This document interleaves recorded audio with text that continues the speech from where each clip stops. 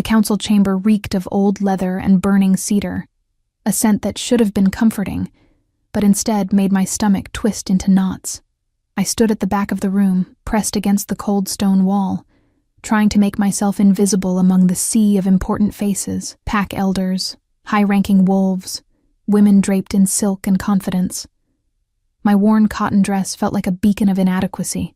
I shouldn't have been here at all, but my sister had begged me, her eyes desperate as she clutched my hands that morning. "Please, Evelyn, just attend in my place. Mark the family presence. I can't." "Not after last night." Her voice had cracked, and I'd seen the bruise on her wrist, quickly hidden beneath her sleeve. So here I stood, a substitute for someone who mattered, in a gathering that would decide the fate of our entire pack. The Northern Shadow Pack had been without a Luna for 3 years. 3 years since the Alpha King's mate had died under circumstances no one dared speak of openly, though whispers followed like ghosts through every corridor, every market square, every moonlit gathering. Some said she'd been murdered by rival packs. Others claimed she'd simply walked into the forest one night and never returned, unable to bear the weight of the crown. The darkest rumors suggested the Alpha King himself had driven her to madness with his cold, ruthless nature. Now, he needed a new Luna. Not for love. Everyone knew the Alpha King didn't believe in such soft things anymore. But for politics, for alliances, for the appearance of stability while enemy packs circled our borders like vultures sensing death. My mother had told me once, when I was young enough to still believe in fairy tales, that the best way to survive in a world of predators was to become invisible. Be the shadow, not the light, Evelyn. Light attracts attention, and attention brings danger. She'd died when I was 12, her wisdom the only inheritance she could afford to leave me. I'd carried it like armor ever since, perfecting the art of being overlooked, dismissed, forgotten. The massive oak doors at the far end of the chamber groaned open. Every conversation died instantly. The air itself seemed to hold its breath. Alpha King. Dominic Ashford entered like winter given form. Tall, broad-shouldered, moving with the controlled grace of a predator who never needed to rush, because nothing could escape him anyway. His dark hair was pulled back, revealing a face carved from granite and shadow, all sharp angles and harder edges. But it was his eyes that made my pulse stutter. Gray as a storm-laden sky, empty as abandoned churches, holding depths of something that looked dangerously close to nothing at all. He wore his authority like a second skin, every inch of him radiating the kind of power that made lesser wolves bare their throats in submission without him speaking a single word. Scars marked his hands, his neck, evidence of battles won and enemies destroyed. This was not a man. This was a force of nature contained in human shape. I pressed harder against the wall, willing myself to disappear into the stone itself. His second, a wolf named Sebastian with copper hair and calculating amber eyes, followed 2 steps behind, carrying a leather-bound ledger. The gathered crowd parted like water, women straightening their postures, men inclining their heads in respect tinged with fear. Everyone wanted to be seen by the Alpha King. Everyone except me. "Let's make this efficient." Dominic's voice cut through the chamber, deep and cold as a midnight river. "I need a Luna.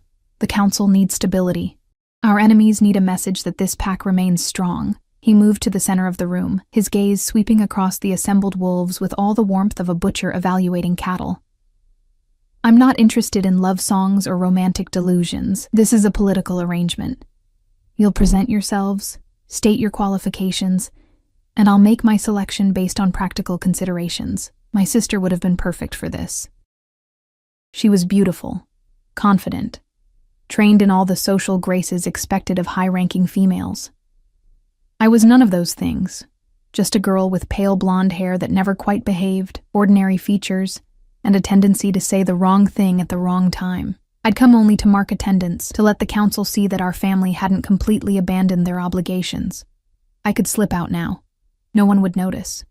I was taking my first careful step toward the side exit when Sebastian began reading from his ledger. All unmated females of appropriate age and ranking are required to present themselves for consideration. Failure to do so will be noted as disrespect to the Alpha King and may result in your family's status being reviewed. My feet froze. The side door suddenly seemed miles away. "Miranda Blackthorne," Sebastian called. A stunning woman with raven hair stepped forward, her crimson dress clinging to curves that looked designed by artists. She bowed gracefully, began listing her accomplishments in a voice like honey and smoke. Dominic watched with the enthusiasm of someone reading a tax document. When she finished, he simply nodded once. Noted. Next. One by one, women presented themselves, each more beautiful, more accomplished, more suitable than the last. Each received the same cold assessment, the same non-committal nod. Some tried to catch his eye with practiced smiles. Others emphasized their connections, their family's influence, their training in pack management. None of it seemed to register. The Alpha King's expression remained carved from ice, utterly unmoved. I kept my eyes down, counting the stones in the floor, praying my name wouldn't be called. Our family was minor nobility, high enough to be required to attend these things, low enough that no one actually expected us to matter. Surely they'd overlook. Evelyn Hartley. Oh God. Every eye in the room turned toward me. I felt their gazes like physical weights, pressing down on my shoulders, my chest, making it hard to breathe. Heat flooded my cheeks. My hands trembled. "Evelyn Hartley," Sebastian repeated, his tone slightly impatient. I couldn't pretend I hadn't heard, couldn't disappear now. My mother's voice echoed in my head. Be the shadow. But shadows didn't get called by name in front of the entire pack's elite. My legs moved without conscious permission, carrying me forward through the parted crowd. Each step felt like walking toward an execution. The other women watched with expressions ranging from pity to amusement. Who was I compared to them? Nothing. Nobody. The girl who would be quickly dismissed so we could all move on to candidates who actually mattered. I stopped the required distance from the Alpha King, my eyes locked on the floor. My heart hammered so violently I was certain everyone could hear it. "Look up." His voice hit me like a physical command, not a request, an order. I forced my gaze upward, past the polished black boots, the powerful legs, the broad chest, finally reaching his face, and found him staring at me with an intensity that stole the air from my lungs. Those gray eyes weren't empty anymore. They were locked on me with a focus that felt like being caught in a spotlight, like being seen for the first time in my entire life. Something flickered in their depths. Surprise? Interest? I couldn't name it, but it made my skin prickle with awareness. "State your name and qualifications," Sebastian prompted. "I'm Evelyn Hartley." My voice came out smaller than I intended. I cleared my throat, tried again. "I have no significant qualifications. I came today to represent my family, as my sister was unable to attend." "I wasn't actually expecting to. Your sister sent you in her place?" Dominic interrupted, his head tilting slightly. "Why?" The truth was impossible to speak here. So I offered a partial version. "She's unwell today. I apologize for any, do you always let others use you as a convenient substitute?" The question was so unexpected, so sharp, that I actually looked directly at him instead of past his shoulder. "Excuse me? Your sister was supposed to be here.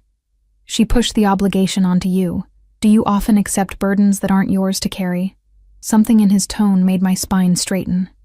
Yes, I was used to being invisible. Yes, I'd learned to swallow my own needs to keep peace. But there was something almost mocking in his words, and beneath my fear, a small flame of anger sparked to life. "I came because my family matters to me," I said quietly. "Because sometimes strength means carrying weight that others can't. Not because you're weak, but because you're capable. Is that not something an alpha should understand?" The chamber went silent. I realized with horror that I'd just challenged the Alpha King in front of the entire council. Sebastian's eyes widened. Several women gasped. I wanted to disappear into the floor, to take back the words, to... Dominic smiled. It wasn't a warm smile. It was the smile of a wolf who'd just spotted something unexpected and interesting. Dangerous.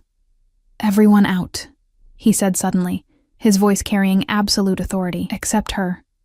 The room erupted into confused murmurs, but no one dared question him. The crowd filed out quickly, casting curious and shocked glances back at me.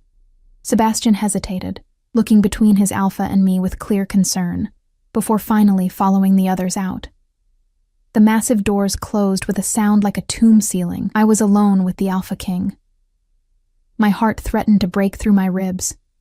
Every instinct screamed at me to run, to submit, to beg forgiveness for my disrespect. But my feet remained planted, my chin still raised despite the tremor in my hands. Dominic circled me slowly, like a predator assessing prey. I could feel his gaze traveling over me, cataloging every detail. The silence stretched, became unbearable. "Do you know why I need a Luna?" he finally asked. "For political stability, you said." "That's the official reason." He stopped in front of me, close enough that I had to tilt my head back to maintain eye contact. "The truth is more complicated. There are forces within and outside this pack who want me removed, who see my lack of a mate as weakness, as vulnerability. They're waiting for the right moment to strike." I didn't know what to say to that, so I remained silent. "I need someone who can play the role convincingly," he continued. "Someone who can attend councils, host ceremonies, be seen at my side. Someone who won't fall apart under pressure or crumble when the vipers in this pack bare their fangs." His eyes searched mine. "But more than that, I need someone who won't expect what I cannot give." "And what's that?" "Love. Genuine affection. The fairy tale." His voice was flat, stating facts. "I had that once.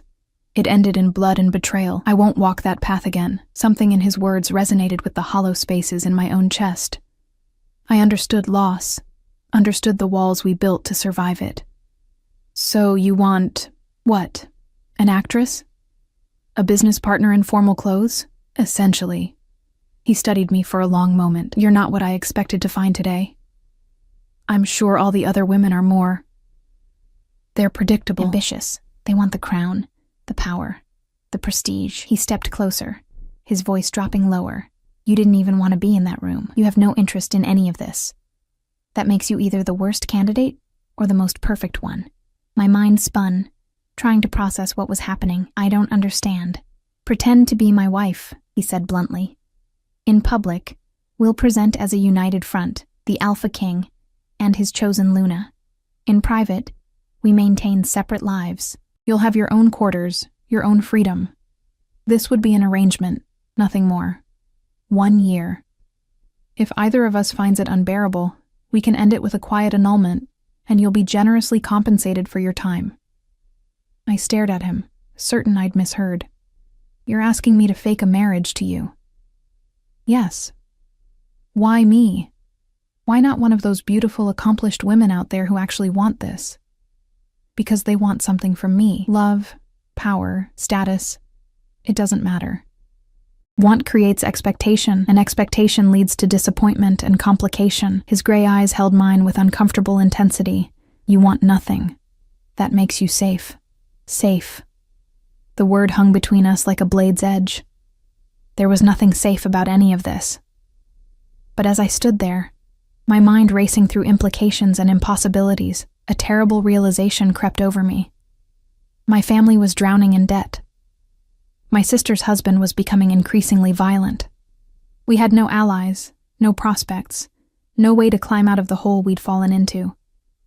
This offer, as insane as it was, could save us, could give me a position of protection, resources to help those I loved, could trap me in a gilded cage with a man whose eyes held winter. "There must be a condition," I whispered. "There's always a condition." Dominic's expression shifted, something almost like respect flickering across his features. "Smart girl." He moved to the window, gazing out over the packlands. "The condition is this: absolute loyalty. What happens between us, what you see, what you learn, it stays between us. You breathe a word to anyone about the true nature of our arrangement, and there will be consequences. Not just for you." He turned back, his meaning crystal clear. "Your family's protection depends on your discretion. A threat wrapped in an offer wrapped in a lifeline." I should have been terrified. Should have refused, run, chosen honest poverty over this dangerous game. But as I looked at the Alpha King, this powerful, damaged man who just handed me the strangest opportunity of my life, I realized something that changed everything. He was just as trapped as I was. Just as alone. Just as desperate for a solution that wouldn't destroy what little remained of his carefully controlled world. We were both prisoners seeking escape through partnership. How long do I have to decide? I asked. You're still standing here asking questions instead of fleeing, a ghost of that dangerous smile returned. I think you've already decided. He was right. God help me. He was right. I took a breath that tasted like cedar smoke and the end of one life beginning another. I'll do it. The next morning arrived with pale sunlight filtering through unfamiliar windows. I woke in quarters that still didn't feel real. A suite of rooms larger than my family's entire house, decorated in deep grays and silvers that whispered of wealth I'd only ever observed from a distance. The bed beneath me was so soft I'd barely slept, too aware of the strangeness of everything, too consumed by the decision I'd made. Pretend to be the Alpha King's wife. The words still sounded absurd in the light of day. A knock at the door made me jump. Before I could answer, a woman entered, middle-aged, stern-faced, carrying an armful of fabric that shimmered like moonlight. Good morning, Miss Hartley. I'm Margaret, the head of household staff. The Alpha King has requested your presence at breakfast in 1 hour. I'm to help you dress appropriately. As if I could ever truly fit into this world. But I'd made my choice. Had signed the papers last night in Dominic's private office, my hand shaking as I wrote my name on documents that felt more like contracts with the devil than marriage certificates. Sebastian had witnessed, his expression carefully neutral, though I'd caught the concern in his amber eyes. The wedding itself would be in 3 days. A grand public ceremony to satisfy tradition and political necessity.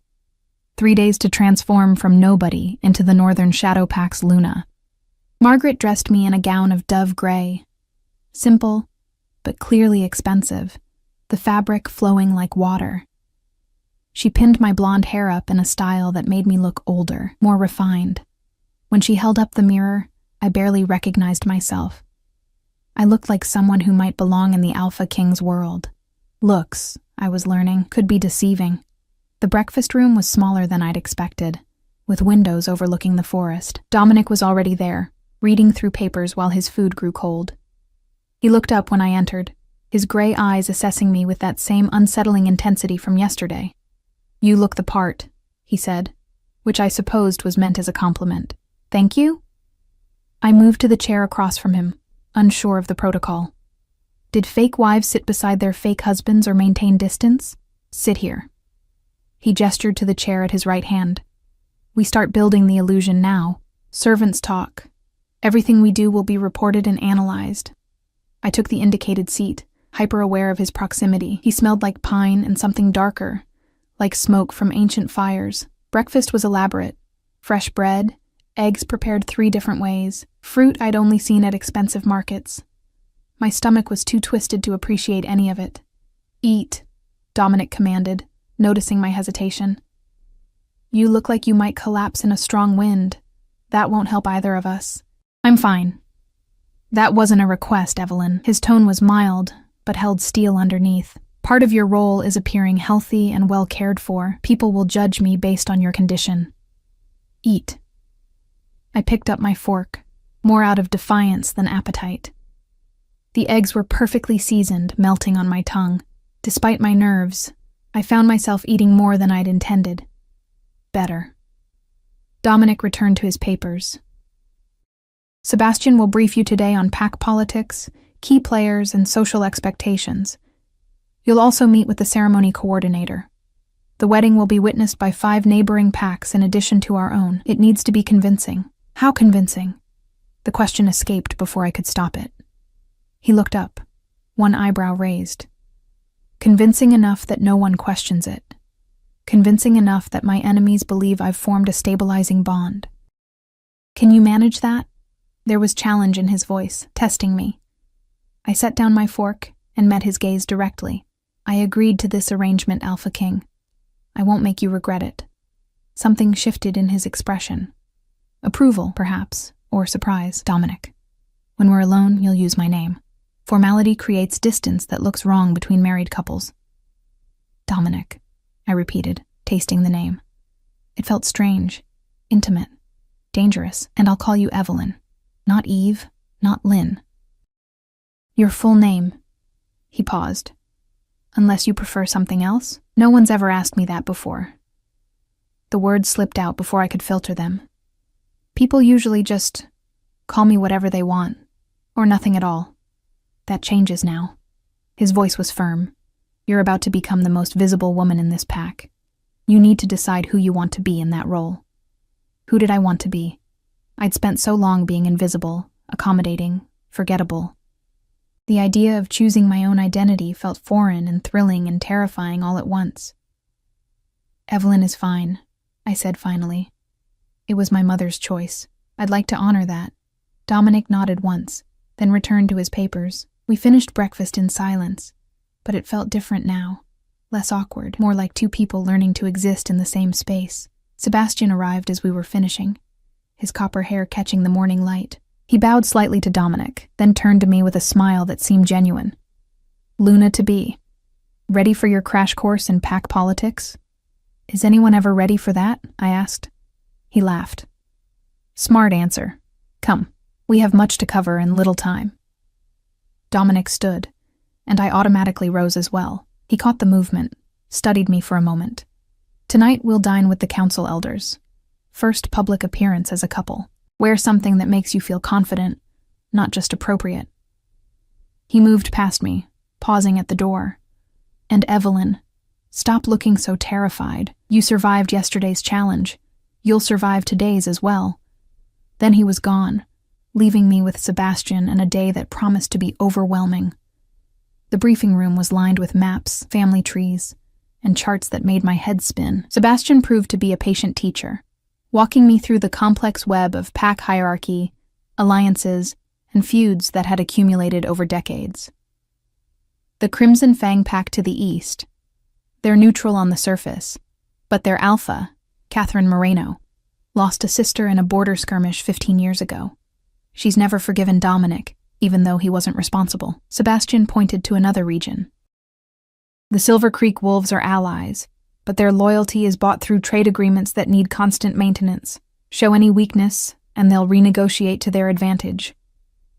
And within our own pack, Sebastian's expression darkened. That's where it gets complicated. You'll meet Elder Thomas tonight. He's been trying to marry his daughter to Dominic for 2 years. Your sudden appearance won't please him. Elder Margaret is his ally, though she hides it better. Elder William is neutral but easily swayed. And Elder Grace, he smiled slightly. She's the one you want on your side. She values strength of character over bloodline. I absorbed it all, taking mental notes, trying to memorize faces on the charts Sebastian showed me. It was like learning a new language in a day, except the consequences of mistakes weren't embarrassment, but potential political disaster. Why are you helping me? I asked during a brief break. You could have advised Dominic against this arrangement. You clearly have doubts. Sebastian leaned against the desk, his amber eyes thoughtful. I've served Dominic since we were both 16. I've watched him close himself off, piece by piece, since Morgana died. He's become effective, ruthless, successful, but empty. He looked at me directly. Yesterday, when you challenged him, I saw something I haven't seen in 3 years. What? Interest. Genuine reaction. Sebastian pushed off the desk.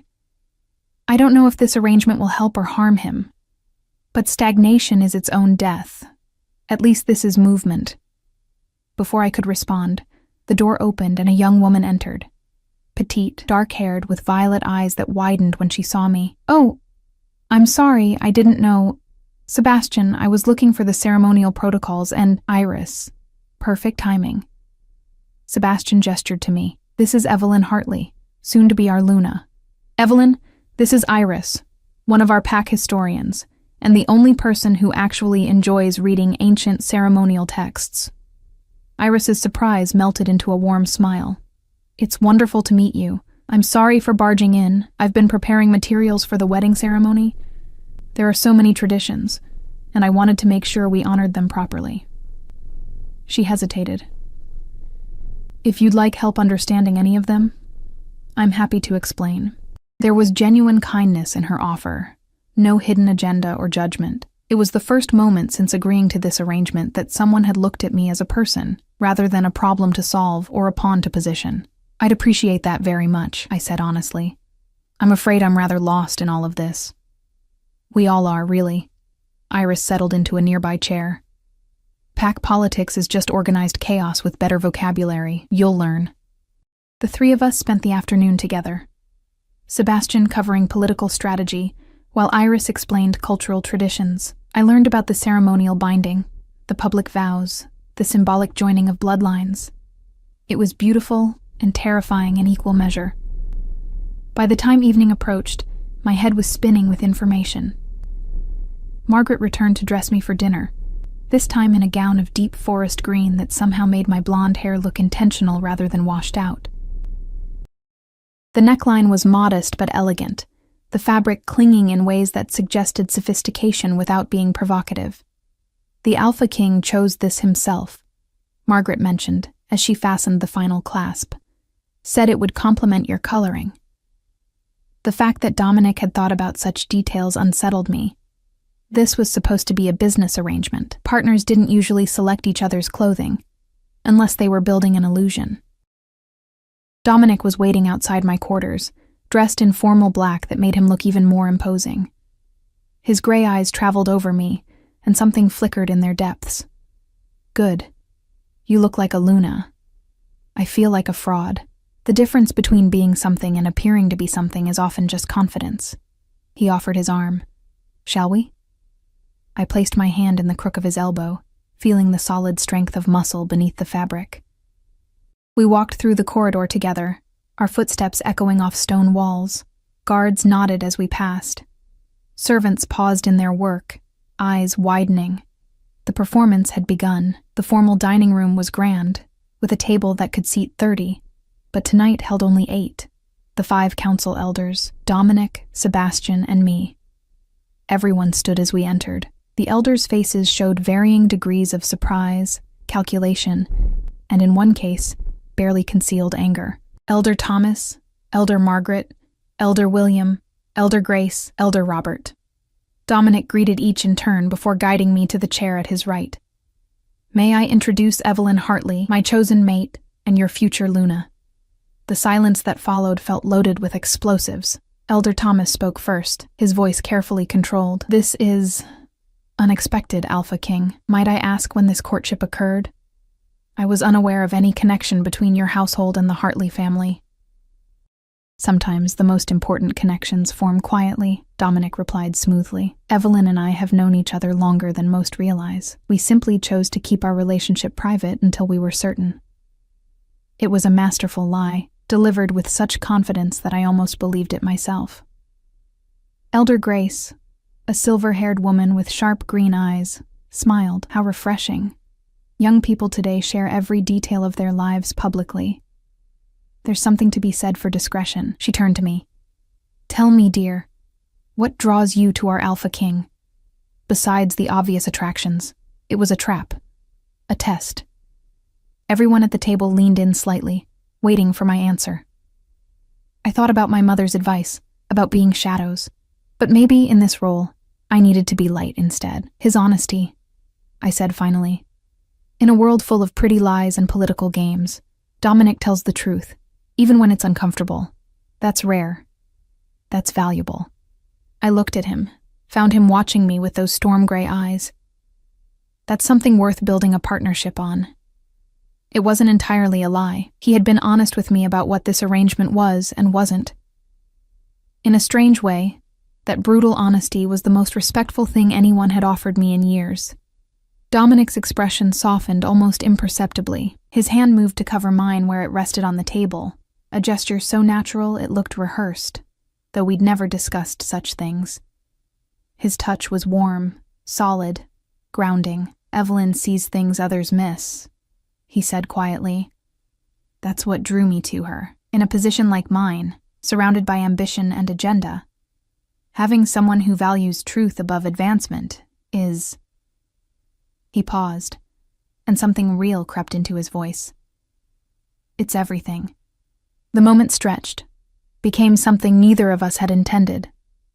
For just a heartbeat, the act felt like truth, and truth felt like danger. Elder Thomas's jaw tightened, but he said nothing. The dinner proceeded with careful conversation, political maneuvering disguised as pleasantries.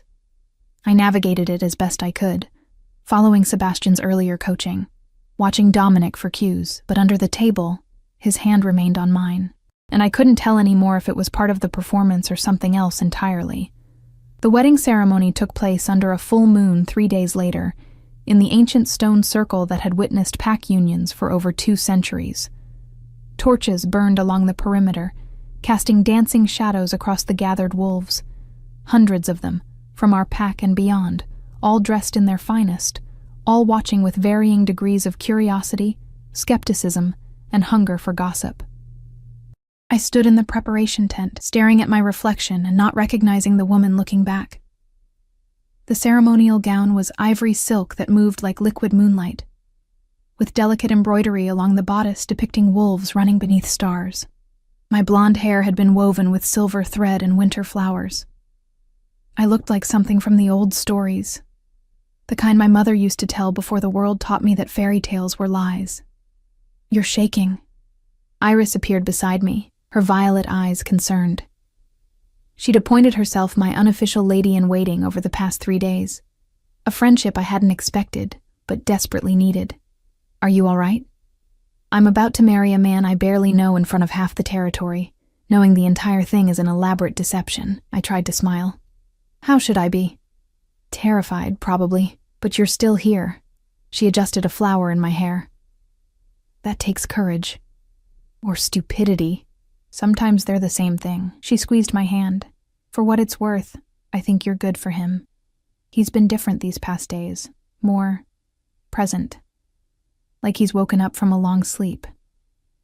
I wanted to tell her it was all an act, that nothing about this was real, but the words stuck in my throat, held back by the memory of Dominic's hand covering mine at dinner, the weight of his gaze when he thought I wasn't looking, the way his voice had softened when he spoke about truth. We were playing roles, that was all. But roles had a way of bleeding into reality when you wore them long enough. Music began outside, the traditional wolf ceremony songs, sung in the old language that predated modern packs. My cue to begin. Margaret appeared at the tent entrance, nodded once. "It's time, Luna." Luna. A title I hadn't earned, attached to a position I was faking. But I lifted my chin, straightened my spine, and walked into the moonlight like I had every right to be there. The gathered crowd parted, creating a path to the center of the stone circle where Dominic waited. He wore ceremonial black, silver embroidery matching mine, his dark hair loose around his shoulders. In the firelight, he looked almost otherworldly, beautiful and dangerous and entirely out of my reach. His gray eyes found mine across the distance, and something shifted in his expression. Not the calculated mask he wore for politics, but something rawer. Surprise, perhaps, or appreciation. It vanished so quickly I might have imagined it. I walked toward him, each step feeling like a commitment I couldn't take back. Elder Grace stood at the center, ready to perform the ceremony. The other elders watched from positions of honor, their faces revealing their thoughts, Thomas with barely concealed displeasure, Margaret with cool assessment, William with political neutrality, Robert with mild interest. When I reached Dominic, he extended his hand. I placed mine in his, felt his fingers close around mine with surprising gentleness. His touch anchored me, kept me from floating away on the tide of unreality washing over everything. "You look beautiful," he murmured, so quietly only I could hear. I should have said that earlier. The unexpected compliment, delivered with what sounded like sincerity, made my heart stumble. "Thank you," I whispered back. "You clean up rather well yourself." A ghost of a smile touched his lips. "Let's make this convincing." Elder Grace raised her hands, and silence fell over the gathering. "We come together under the moon's witness to join 2 souls, 2 strengths, 2 destinies. The bond between Alpha and Luna is sacred. It represents not just union of individuals, but unity of purpose, protection of pack, and promise of future generations." The words washed over me, beautiful and binding. I'd heard them before at other ceremonies. never imagining I'd be at the center of them. Dominic's thumb moved in small circles against the back of my hand. A gesture of comfort or another layer of performance, I couldn't tell. Alpha King Dominic Ashford, do you take this woman as your mate, your Luna, your partner in all things? Do you swear to protect her, honor her, and stand beside her through whatever storms may come? I do. His voice carried across the stone circle, absolute and unwavering. His eyes never left mine. Evelyn Hartley, do you take this man as your mate, your alpha, your partner in all things? Do you swear to support him, stand with him, and share both his burdens and his triumphs? This was the moment, the final chance to run, to tell the truth, to choose honest poverty over gilded lies. But I thought of my sister's bruises, my family's debts, and the strange connection forming between Dominic and me. Something that wasn't love, but wasn't entirely pretense either. I do. Elder Grace produced a silver ceremonial blade, its surface engraved with ancient symbols. The binding of blood represents the joining of two into one purpose. Extend your hands. Dominic and I both held out our left hands. Grace made a small cut across each of our palms. Quick, precise, barely painful. She pressed our hands together, our blood mingling as tradition demanded. By blood and moon, by earth and sky, by the ancient laws that govern us all, I pronounce you mated, bound, joined until death or dissolution. Grace's voice rang with authority. Alpha King, you may seal the bond. Dominic stepped closer, his free hand coming up to cup my face. In the firelight, his gray eyes held something that looked dangerously like real emotion. He leaned down slowly, giving me time to prepare, and then his lips touched mine. It was supposed to be performative. A show for the witnesses, a necessary step in the ritual. But the moment his mouth met mine, something ignited between us that had nothing to do with political necessity. The kiss deepened, his hand sliding into my hair, my free hand clutching at his shoulder for balance. He tasted like night air and wild things, and every nerve in my body came alive with awareness. The crowd erupted in cheers and howls, celebrating the union they believed was real. We broke apart, both breathing harder than we should have been. Dominic's pupils were dilated, his control visibly shaken. I knew my own face must be flushed, my composure in tatters. Convincing enough? I whispered. Too convincing, he murmured back, and there was something almost like fear in his voice. The celebration that followed was a blur of congratulations, toasts, and performances. Dominic and I moved through it together, his hand at my back, my smile plastered in place. We danced the ceremonial first dance, his body strong and sure against mine, moving with a grace that shouldn't have surprised me but did. You're doing well, he said as we turned across the stone floor. No one suspects. How can you tell? Because if they did, we'd already be facing challenges. His hand tightened slightly at my waist. There are wolves here who would love nothing more than to prove this bond is false, that I'm weak or desperate, but you're selling the story perfectly. So are you.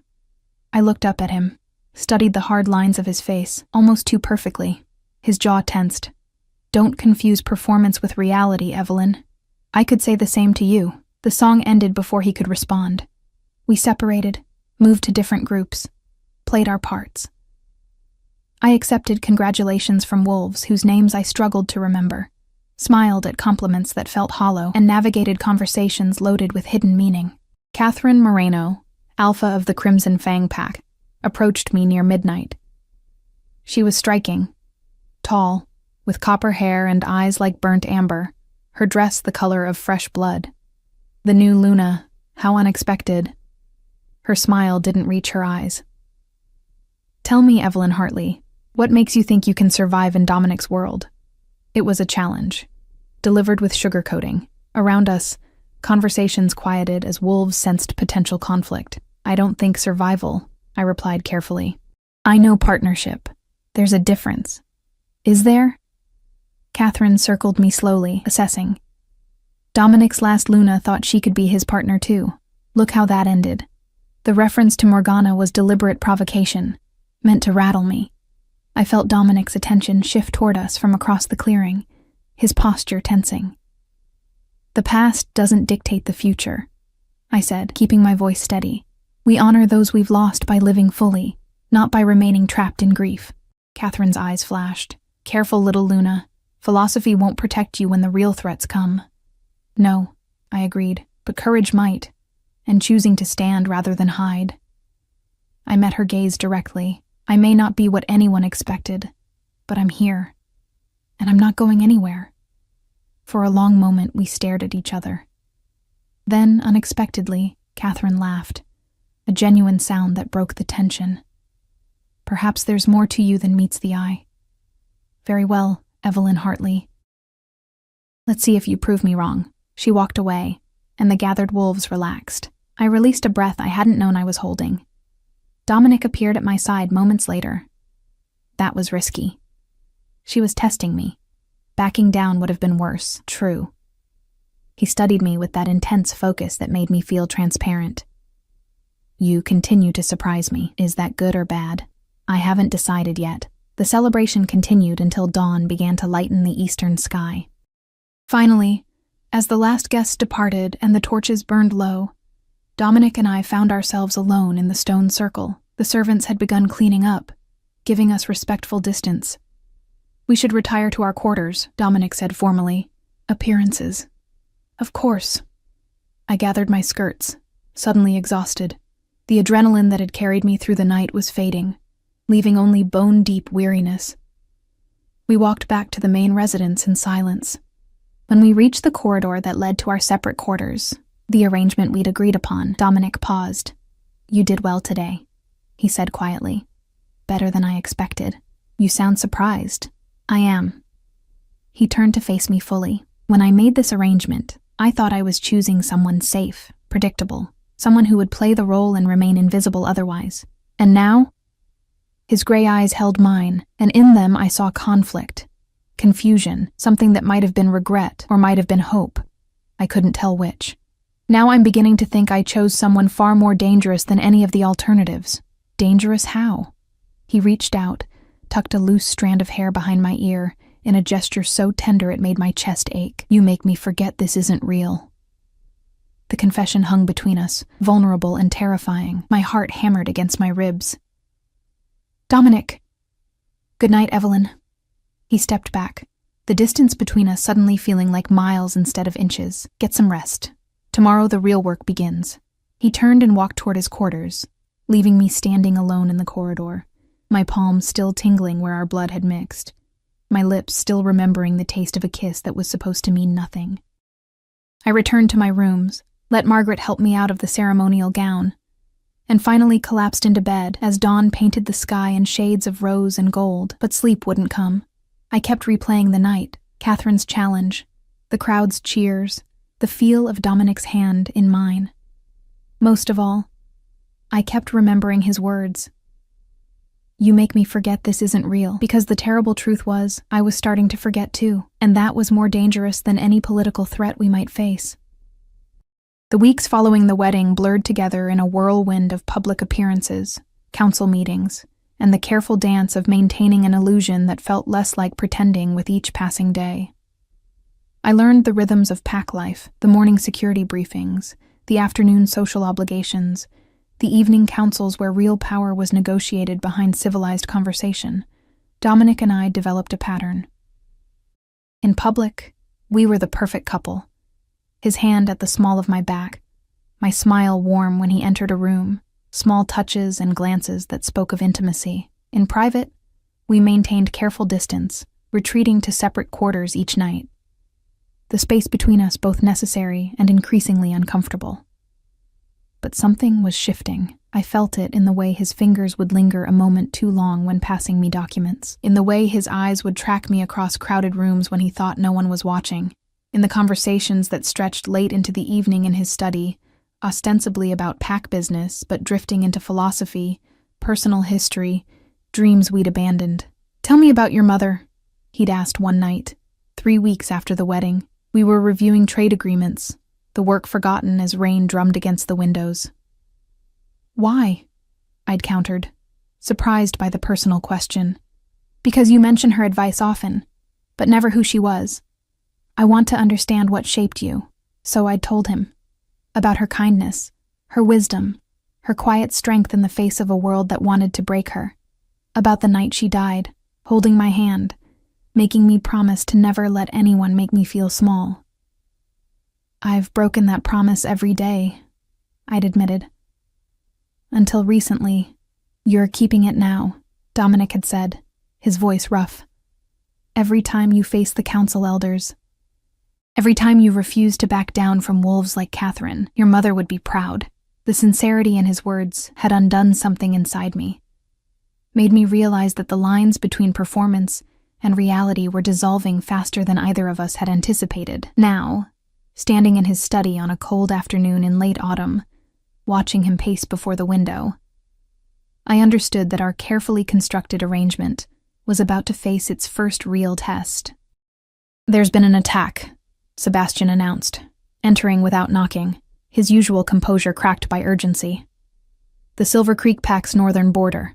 3 wolves dead, 2 missing. The survivors say it was coordinated, professional, not a random rogue assault. Dominic's expression hardened into the cold mask I recognized from our first meeting. When? Last night. Alpha Jackson sent word an hour ago. He's calling an emergency meeting of the Regional Alliance. Sebastian glanced at me, then back to Dominic. All allied alphas are expected to attend, with their lunas. My stomach dropped. This would be the first time I'd faced the wider wolf community as Dominic's mate, surrounded by leaders who would scrutinize every word, every gesture, looking for weakness or deception. We leave in 2 hours, Dominic said. Evelyn, you'll need to pack for 3 days. Sebastian, arrange the security detail. I want our best warriors. Already done. Sebastian hesitated. Dominic, Catherine will be there, and rumors are circulating about the nature of your bond. Some wolves are questioning the timing of your marriage, suggesting it was politically motivated rather than genuine. Let them question. Dominic's voice was ice. Actions speak louder than speculation. After Sebastian left, silence filled the study. I could feel Dominic's tension radiating across the space between us. You don't have to do this, he said finally, not looking at me. I can claim you're needed here. No. I moved closer to him, drawn by something I couldn't name. We made an agreement. I won't hide when things get difficult. That would defeat the entire purpose. He turned then, and the vulnerability in his gray eyes stole my breath. These wolves will be merciless, Evelyn. They'll probe every weakness, test every claim. If they sense any crack in our story, then we don't give them one. I reached out, surprised by my own boldness, and took his hand. We've been doing this for weeks now. We know how to sell the illusion. His fingers tightened around mine. Is it still an illusion? The question hung in the air between us. Dangerous and honest. I should have said yes, should have reinforced the boundaries we'd established. Instead, I found myself saying, I don't know anymore. Something fierce and complicated flashed across his face. For a heartbeat, I thought he might close the distance between us, might turn our carefully maintained fiction into something real and terrifying. But then his control reasserted itself, the mask sliding back into place. Pack warm clothing, he said, releasing my hand. The Silver Creek territory is colder than ours, and the meetings may run long into the night. I nodded and left, my hand still tingling from his touch, my heart racing with emotions I had no right to feel. The journey to Silver Creek took most of the day. We traveled with an escort of 12 warriors, Sebastian riding alongside our carriage, ever vigilant. Dominic spent the trip reviewing reports, his focus absolute. But occasionally, I'd catch him watching me with an expression I couldn't decipher, something caught between protection and possession, calculation and genuine concern. Nervous? He asked as the Silver Creek compound came into view. Terrified, I admitted. But I've learned that terror and courage often occupy the same space. Who taught you that? You did. Watching you face the council, negotiate with hostile packs, make decisions that could save or destroy lives. I met his gaze. You're terrified too, every time. But you do it anyway. He stared at me for a long moment. Something softening in those storm-gray eyes. You see too much. Maybe that's why you chose me. The Silver Creek Alpha's hall was impressive. Built from ancient timber and stone, decorated with trophies from generations of hunts and battles. Alpha Jackson greeted us personally, a massive wolf with silver-streaked black hair and eyes like molten gold. Dominic, welcome. And this must be the new Luna everyone's talking about. He took my hand, his grip firm, but not crushing. Evelyn, I've heard interesting things about you. I hope some of them are even true, I replied, earning a surprised laugh. Already I like her better than Morgana, Jackson said bluntly, then seemed to realize his mistake. Forgive me. That was tactless. It was honest, Dominic said, his hand finding the small of my back in a gesture that had become automatic, which I appreciate more than diplomacy. We were shown to our quarters, a single suite, I noted with a flutter of panic. Of course they'd give us one room. Married couples didn't sleep separately. But Dominic and I had maintained our arrangement of separate quarters since the wedding. And now, there's a sitting room, Dominic said quietly as the attendant left. I'll take the couch. You have the bed. That's not negotiable, Evelyn. His tone was gentle, but firm. Get some rest. The meeting starts in 3 hours, and you'll need your strength. The gathering that evening was unlike anything I'd experienced. 20 different packs represented, Alphas and Lunas filling the great hall, the air thick with power and barely concealed aggression. Hierarchies were on display. Who sat where, who spoke when, the subtle dance of dominance and submission playing out in every interaction. Catherine was there, her burnt amber eyes finding me immediately. She sat with her beta, a scarred wolf named Marcus who watched everything with predatory focus. Other faces I recognized from the wedding. Alphas who'd seemed friendly then, but now assessed me with cool calculation. Dominic guided me to our seats near the head table, marking our status. His hand remained on mine, an anchor in the sea of hostile attention. Alpha Jackson called the meeting to order.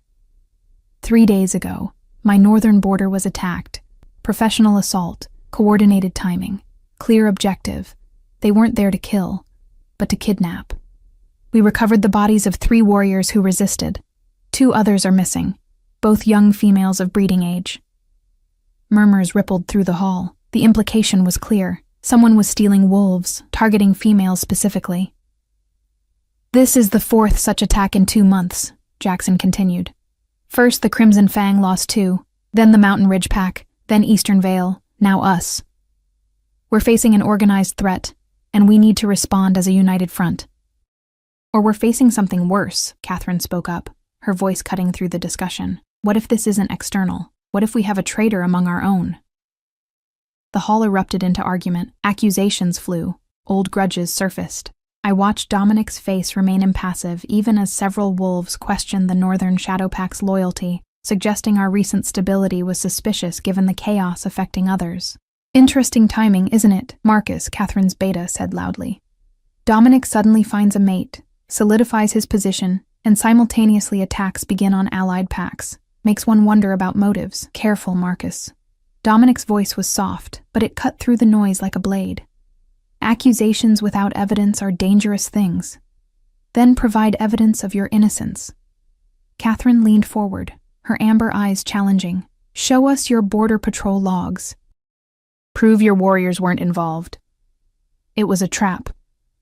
Refusing would look guilty, but providing detailed security information would expose vulnerabilities. I felt Dominic tense beside me, calculating responses. Before he could answer, I stood. Every eye in the hall turned to me. Dominic's hand tightened on mine in warning, but I gently pulled free. May I speak? I directed the question to Alpha Jackson. He looked surprised, but nodded. The Luna has the floor. My heart hammered, but I kept my voice steady. I'm new to this world, to these politics, but I understand something fundamental.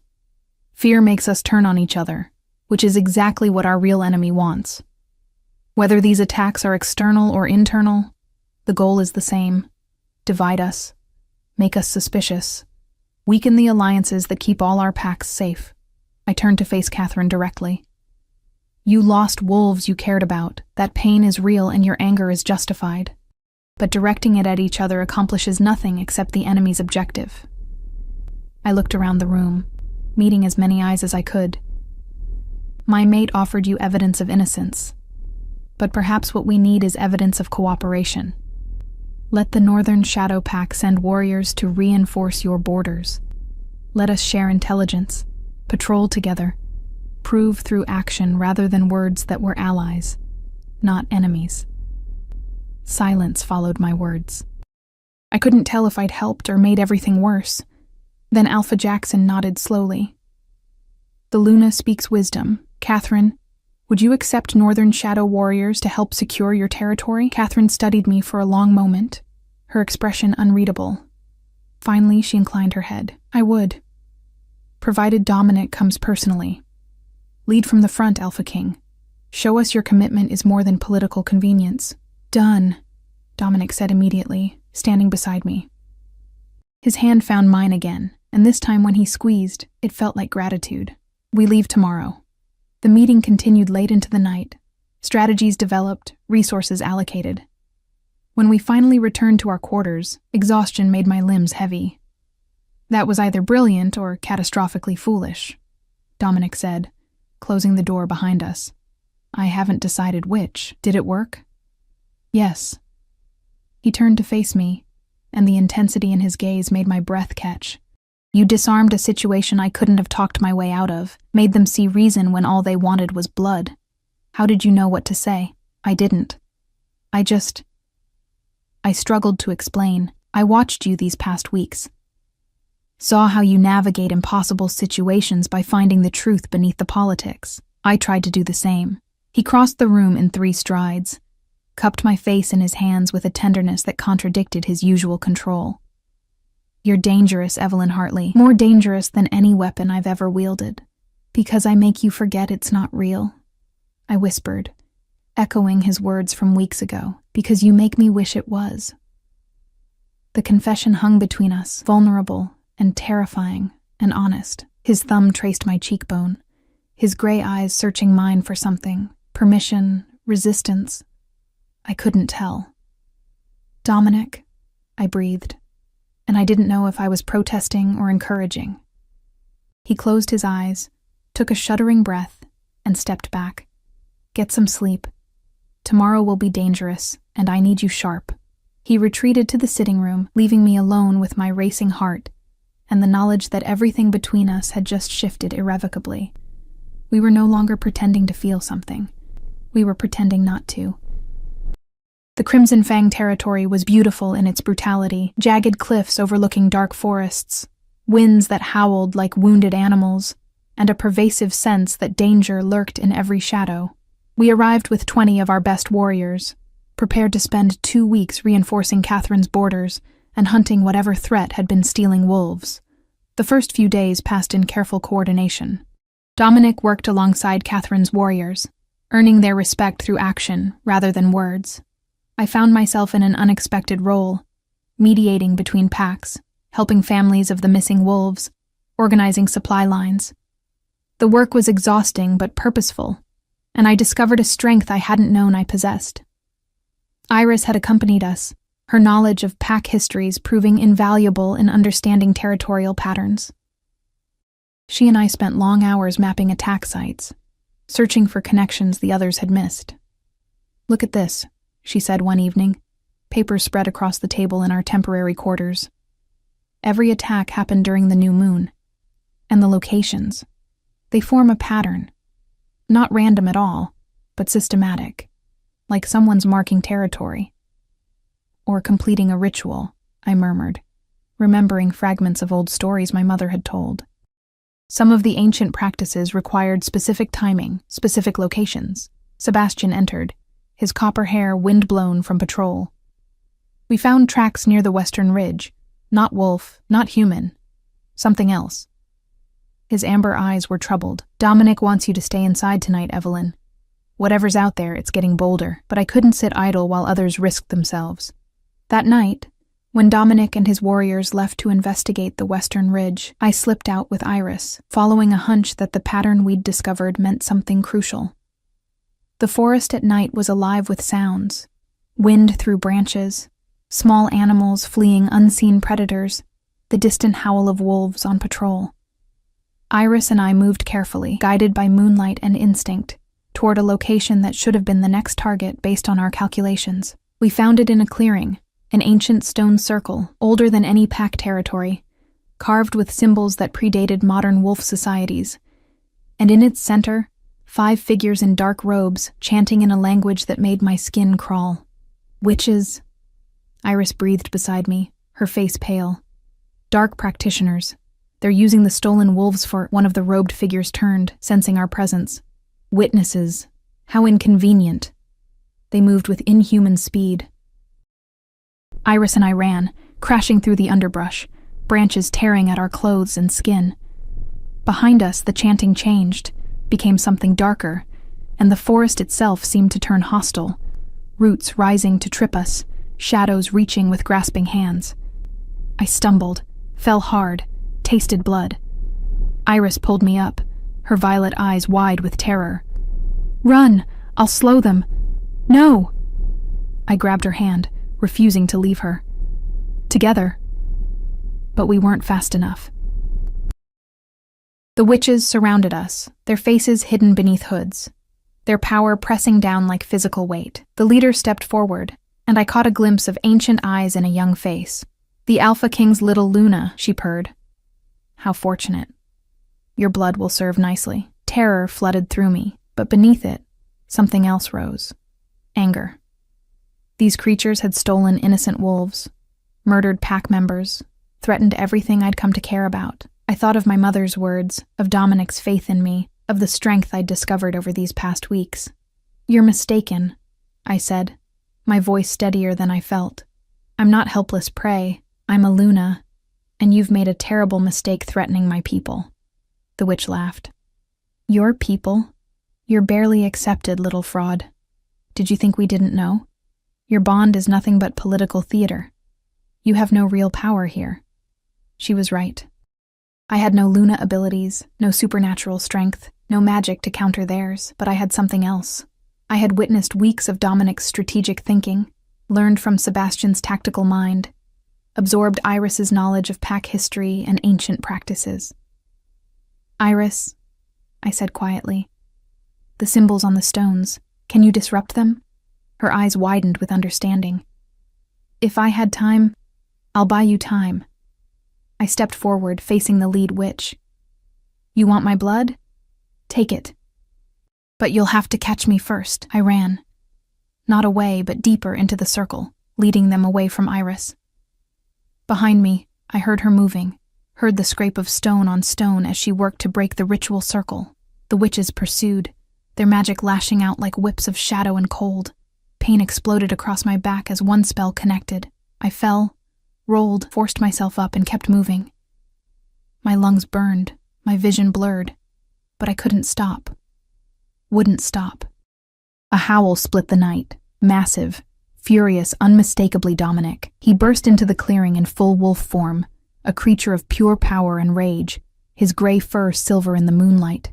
Behind him came our warriors and Catherine's, a tide of fangs and fury descending on the witches. The battle was chaos. Magic met claw, ancient power against primal strength. I scrambled to where Iris worked frantically at the stones, helping her push, pull, break the carefully constructed pattern. The moment the circle broke, the witches' power fractured, their spells faltered, their control slipped. Dominic's wolves pressed the advantage, and within minutes, the dark practitioners were either fleeing or captured, their ritual destroyed. Dominic shifted back to human form, his eyes finding me immediately. Blood streaked his chest from multiple wounds, but he crossed the clearing in seconds, his hands framing my face with desperate gentleness. "You could have died," he said, his voice raw. "When Sebastian told me you'd left, that you were in danger." He couldn't finish, his forehead pressing against mine. "I found them," I managed. "The ones taking your wolves. We stopped the ritual." "You reckless, brilliant, infuriating woman." His hands trembled against my skin.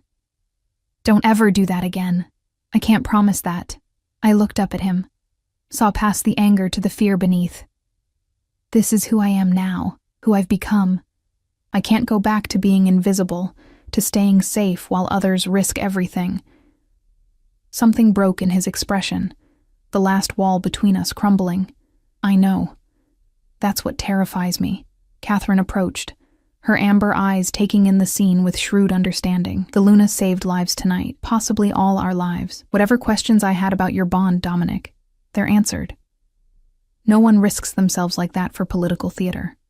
Over the next few days, as the captured witches were interrogated and the stolen wolves recovered, traumatized but alive, the truth of what we'd stopped spread through all the packs. The dark practitioners had been building towards something catastrophic, a spell that would have decimated the regional wolf population. My intervention, Iris's knowledge, and the combined force of allied packs had prevented disaster. But more than that, the attack had exposed something else, something Dominic and I could no longer deny. We returned to the Northern Shadow Pack as heroes, welcomed with celebrations and gratitude. But the real transformation happened privately, in the quiet moments between public appearances. I want to renegotiate our arrangement, Dominic said one evening, 2 weeks after our return. We stood in his study, the space that had become our sanctuary for honest conversations. My heart clenched. You want to end it? No. He moved closer, his gray eyes intense. I want to make it real, if you'll have me. Not as the Alpha King seeking political stability, but as a man who's fallen for someone he never expected to find. Someone who challenges me, surprises me, makes me believe in things I thought I'd lost forever.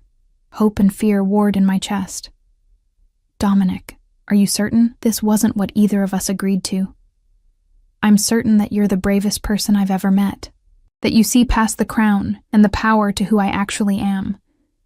That when I thought I might lose you in that forest, I realized pretending felt more false than any truth I've ever known. He took my hands, his touch warm and solid and real.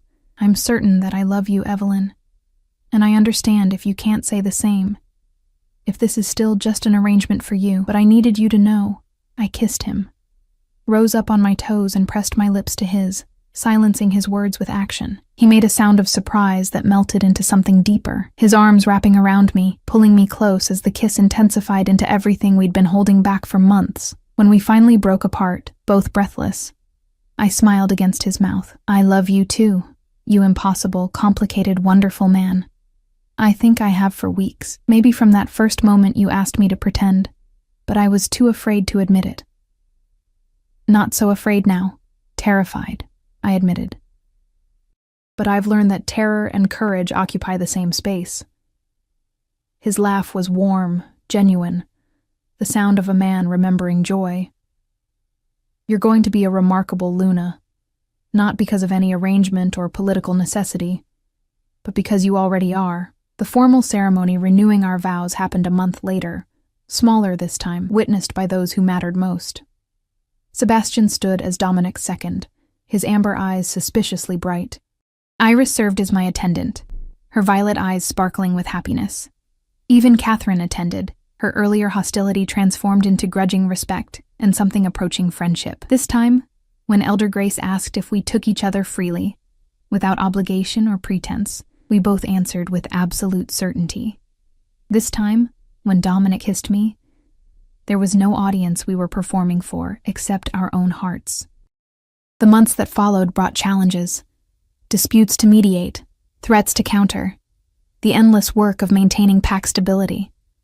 But we faced them together, partners in truth as we'd once been only in fiction. I discovered that being Luna meant more than titles and ceremonies. It meant being the voice for those without power, the bridge between tradition and change, the balance to Dominic's intensity. My sister visited, her husband conspicuously absent, her wrist no longer marked by bruises. You did it, she whispered, hugging me tight. You saved us, saved me. I saved myself first, I told her gently. That's what gave me the strength to help you. Remember that. One evening, as winter gave way to early spring, Dominic and I stood on the balcony overlooking our territory. The forest stretched endlessly before us, beautiful and dangerous, full of promise and threat in equal measure. "Do you ever regret it?" I asked, leaning against his warmth. "Choosing me that day, every moment," he said. And when I looked up in surprise, I saw the teasing glint in his gray eyes. "I regret that I didn't see you sooner, that I wasted time with pretense when I could have had this truth, that I almost let fear keep me from the best thing that's ever happened to me. That's not regret." "No," he agreed, his arms tightening around me. "It's gratitude. For your courage, your compassion, your refusal to stay invisible when the world told you to disappear. You transformed everything, Evelyn, not just my life, but who I am." I turned in his embrace, studying the face I'd come to love. Those storm-gray eyes that now held warmth instead of emptiness. The hard lines softened by genuine smiles, the scars that told stories of survival and strength. "We transformed each other," I corrected. "That's what real partnerships do." Below us, the pack moved through their evening routines. Wolves training, families gathering, life continuing in the eternal rhythm that had sustained our kind for generations. And at the center of it all, no longer invisible, but finally, powerfully present, stood the girl who'd learned that sometimes the greatest strength comes not from being what others expect, but from becoming who you're meant to be. The Alpha King's Luna, not by pretense or political necessity, but by choice, by love, by the truth that had always existed beneath the fiction we'd created. I'd spent my life being the shadow, trying to disappear, but Dominic had seen me when I was invisible, had chosen me when I was nothing, had loved me into becoming everything I never knew I could be. And as the moon rose over our territory, painting everything in silver light, I understood the final truth my mother had tried to teach me all those years ago. Sometimes you have to let yourself be seen. Truly, completely, vulnerably seen, to discover that you were never meant to hide at all. You were meant to shine.